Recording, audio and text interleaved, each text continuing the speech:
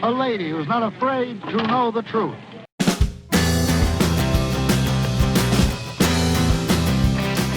Okay, so this is the last vlog for Horror Mayhem.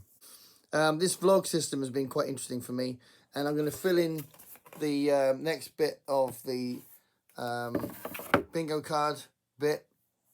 But I just thought I'd show you Ralph. Let Ralph see it. Hey, Ralph. You can say hello, Ralph. Oi.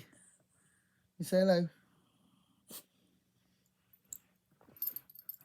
No, it's going to get more comfy. Okay. You comfy? Yeah, it's comfy. That's cool. So, one of the things that's interesting is that the actual nature of the bingo card and the things I'm ticking off means that you start looking at other things. So this has got a non-fiction based on a true story.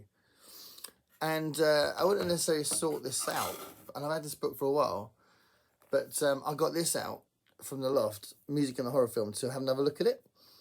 And it's a very interesting academic look at music in horror films, and it goes right back. So it's got a big feature on the 1931 Dr. Jekyll and Mr. Hyde film.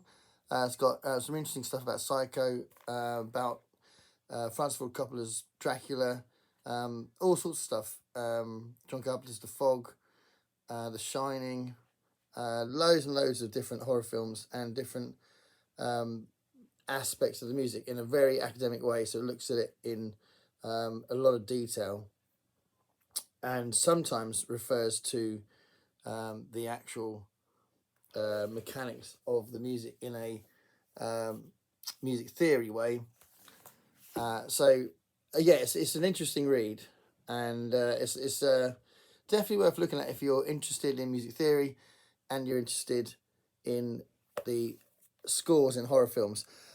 Before the month's over, I'm hoping, although I've got a few other videos already scheduled up that I'm excited for you to see, I'm hoping to do my 10 favourite horror scores this month while it's Horror Mayhem. So I'm hoping to do that. That'd be nice.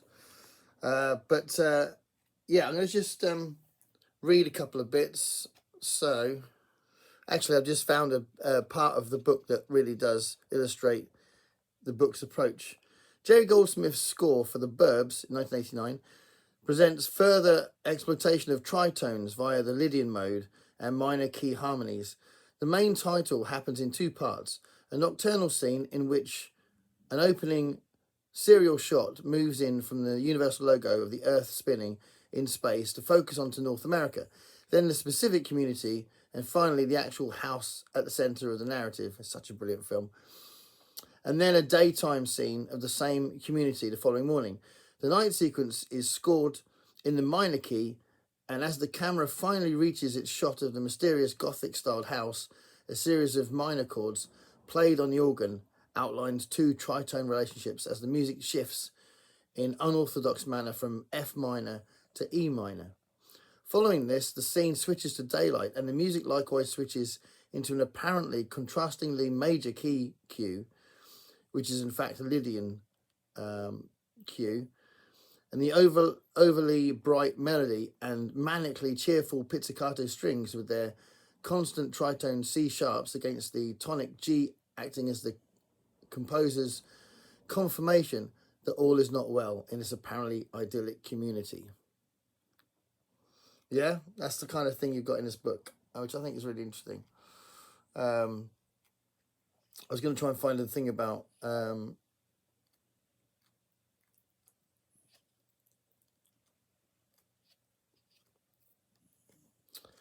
the Psycho. Hold on. Right, this is really cool because I don't know if you are familiar with the film Psycho and Bernard Herrmann's amazing score of it. A very iconic and often repeated and influential score. There's a little bit in here about that. So let's have a look. Hitchcock painstakingly shot the scene around any explicit representation of nudity and violence that the production code would have vehemently rejected. Herrmann though, Bernard Herrmann, can allow us to perceive the explicitness through hearing. Although we may not be allowed to witness the penetration of the knife itself, we can hear it. This rupture of illusion comes from the music itself. The audience is shocked, not simply because Marion has died. The audience is shocked now simply because of the elaborate sequence of cutting Hitchcock employs. The audience is shocked because the score itself violates the rules of continuity by dislodging the spectator from the seat of observation. The music takes the side of neither the audience nor the protagonist. The music has enabled an independent voice within the film and leaves us wondering whose objective state the music signifies, if any at all. Not only must the audience contend with a voice they're unhappy to locate and the loss of the principal character in the film, but the floor of the theatre has dropped out from underneath their very feet. The filmic structures we come to depend on, especially as they're found in the scene, have been torn apart and are left only to ride out this roller coaster because of the music.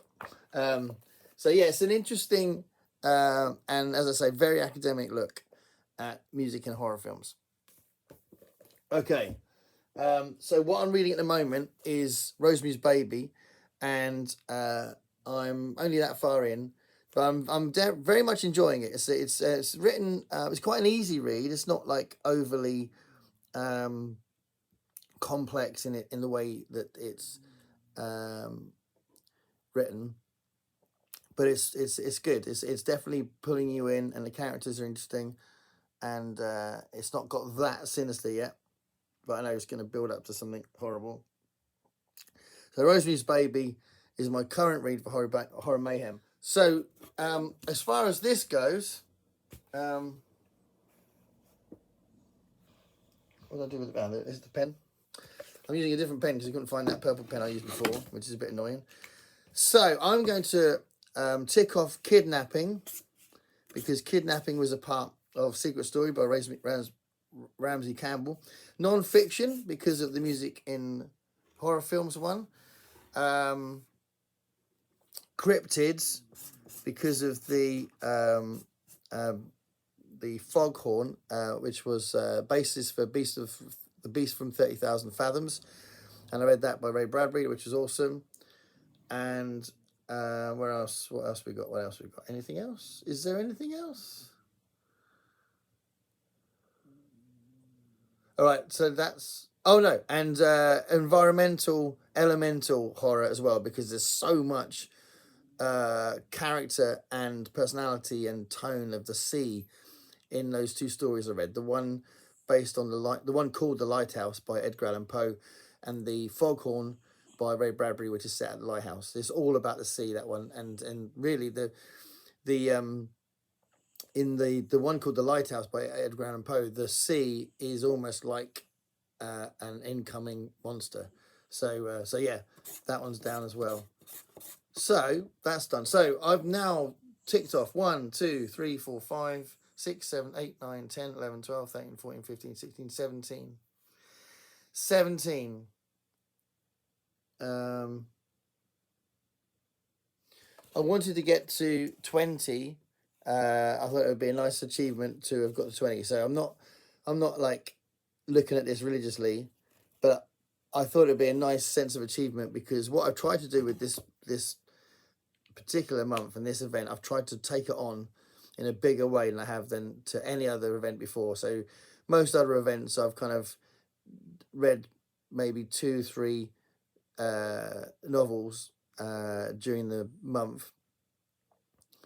I mean, I think Garb August I did last year. I read quite a few, but again, I read 6 or 7 books a month. So tackling it with short stories and looking at it from this point of view has been quite interesting, because I've read quite a variety of short stories this month.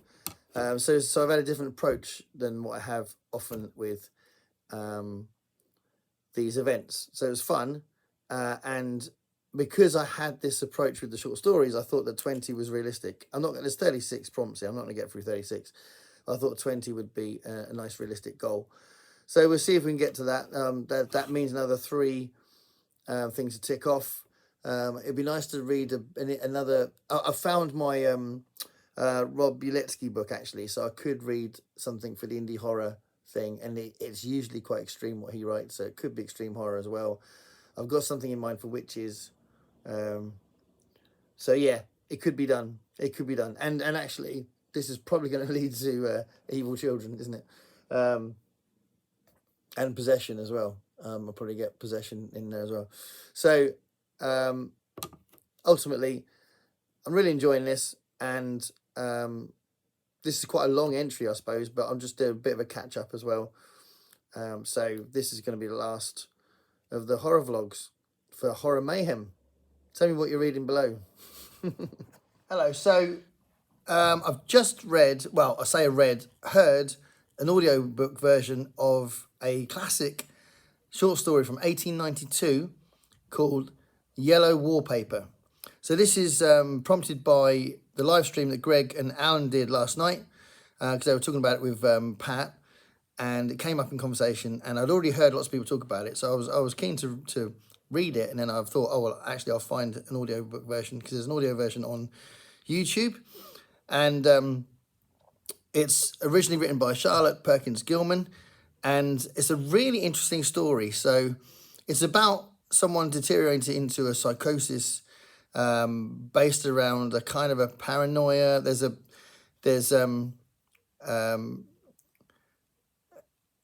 lot about gender in there, because her relationship with her husband is really interesting. So it does make some comments about the relationships at home, the domestic relationships, the dynamic, the gender dynamic, because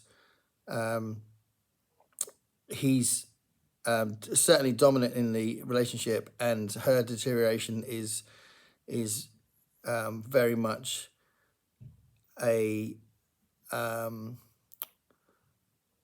of a powerlessness as well. But she's very upbeat. The text, the writing is very upbeat, and the delivery by the narrator was very upbeat. As this Irish woman, had this sort of upbeat lilt to the way that she read it. But it really worked, because that's kind of how the text was, the actual language in the text. So it's a very subtle and creepy deterioration that this first-person character goes through, based around being locked in this room with this yellow wallpaper, and she starts seeing patterns in the wallpaper and creatures in it, and it just gets more and more serious and more psychotic, I guess. So yeah, it's a really interesting gradual build-up, and there's this sort of brooding atmosphere for it, but with this upbeat tone. It's really interesting, the way it's written. So yeah, really interesting, good story, and a nice addition to Horror Mayhem. Okay, so I've finished Rosemary's Baby by Ira Levin. And Ira Levin is clearly an interesting writer, because Ira Levin also wrote Stepford Wives. Stepford Wives is a science fiction story that's definitely got a feminist thread running through it. And this is a story of Rosemary, who is definitely being manipulated by everybody around her, including her husband, and is definitely the victim of a lack of control, a lack of power, a lack of agency. Although later on in the book she does start taking control a little bit, but the ending of the book is quite surprising and seems to be out of sorts in some ways. It's very plainly written, so there's no overly ornate prose, and it's a very easy read on that front. I didn't love it. I liked it, but it didn't really kind of compel me to keep picking it up. It was fine. So it was good. I do think it's an interesting novel, and I'm not going to give too many spoilers if you want to read it, but you may know about the film already. And it's about a couple who have a baby. I mean, it's a little bit of a clue there, really. And Rosemary doesn't realise, but that she's surrounded by Satanists, and they kind of start tricking her. There's a very incredibly subtle rape in the book, which is very strange. So I don't know if a woman would have written something so dismissive about something like that. I don't know, but it's an interesting book. I'm glad I read it, but it didn't blow me away. But I am definitely curious to read Stepford Wives, I think.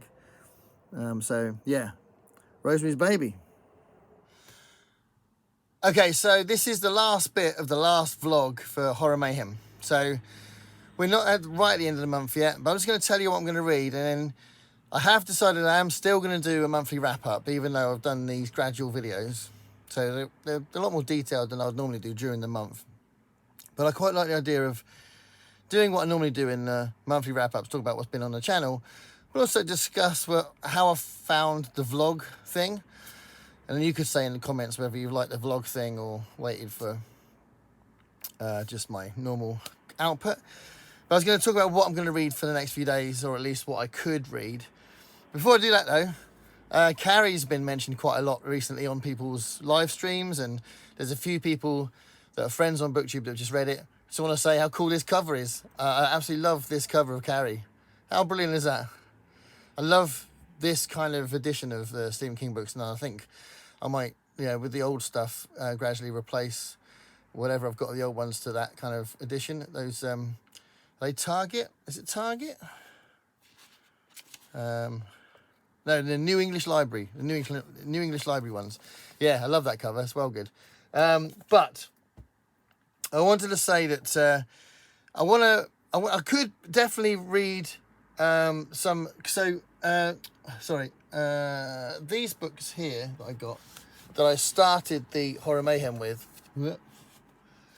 I might go full circle and go back to these to find some short stories to read, because I quite enjoyed looking through these to find short stories. So I could do a bit of that before the end of the month. I might do that. And there are books like this that have got some really cool stories in them as well. So I could, just those last few days, get some short stories in there. But I do want to address these. So these are 3 novels that are on my immediate TBR for various reasons. So for a start, The Long Walk was the one that was voted in the video recently I did for Vote for the King. This is the first publicly voted King read that I'll be doing. So The Long Walk was the popular vote by a mile.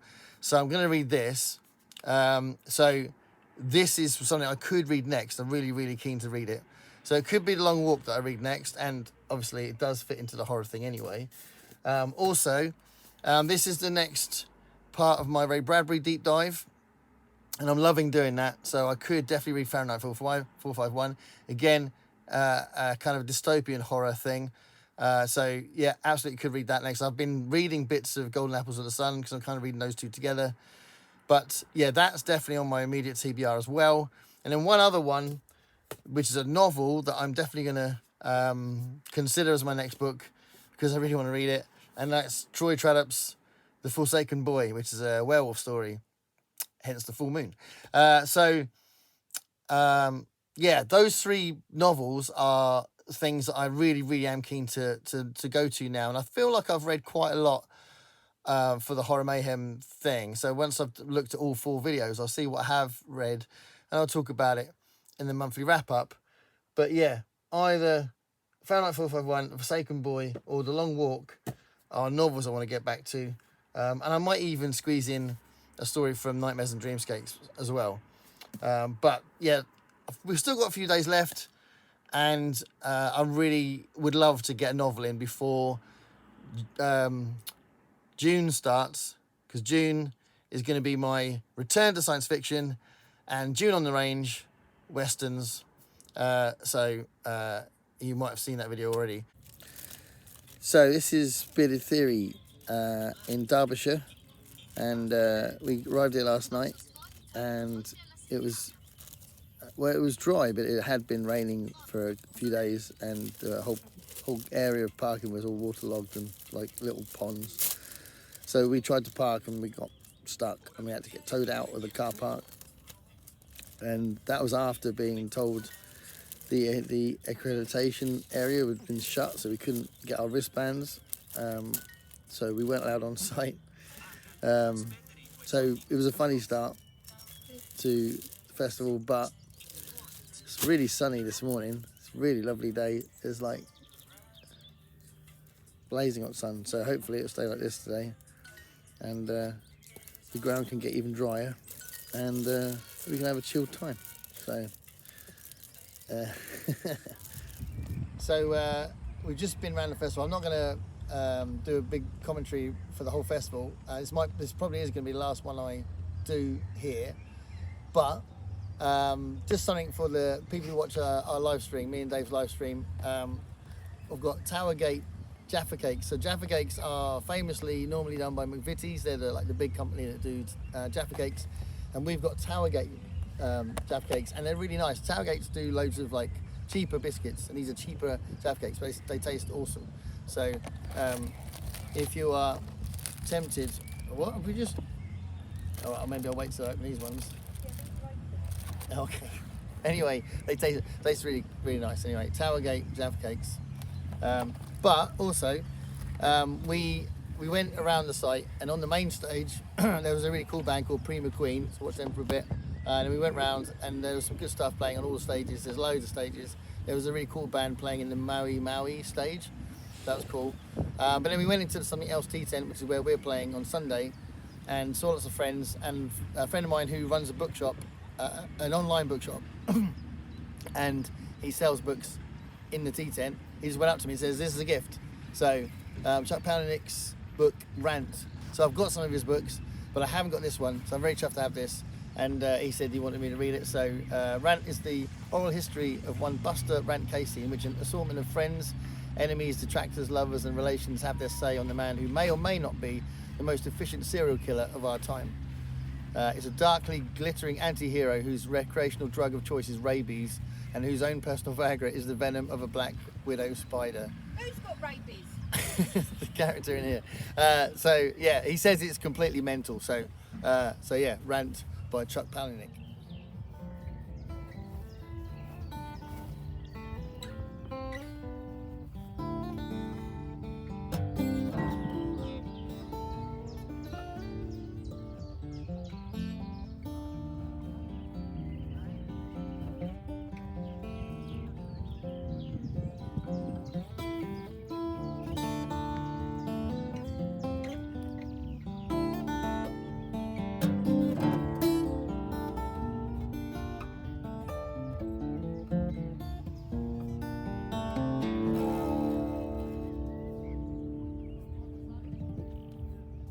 Okay, so this is the probably last vlog vlog entry I do for this vlog, but I'm still at the festival, and I walked past an anarchist stall, had some really cool books and some t-shirts and stuff. But I bought a book called No Wall They Can Build, and it's about the Mexican border. It's got here, every year thousands of people risk their lives to cross the desert between Mexico and the United States, drawing on nearly a decade of solidarity work along the border. This book uncovers the true goals and costs of US border policy and what to do about it. So it's written by an ex-workers collective. There was a few books on there from Freedom Press, which are an anarchist book publisher. It's a really interesting stall, but this looks like a really interesting book. So I got that today. It's been a gorgeous day, so I'm really glad I've been able to do some vlog entries for this latest vlog at the festival. So I'm playing tomorrow. I'm not likely to do another vlog entry for this, but I'm hoping to read a story by T.E.D. Klein before I'm finished and start a Stephen King book. But anyway, that's it for this entry. So yeah, lots to look forward to. This is the final vlog though, because the next bit I talk about Horror Mayhem in will be the monthly wrap-up. So thank you so much if you've been watching these vlogs. It's been an interesting experience doing little chunks and then putting them together in a video. Don't do that very often, and I'd love to know what you think about that format. But in the meantime, thank you for watching. Stay curious, everybody.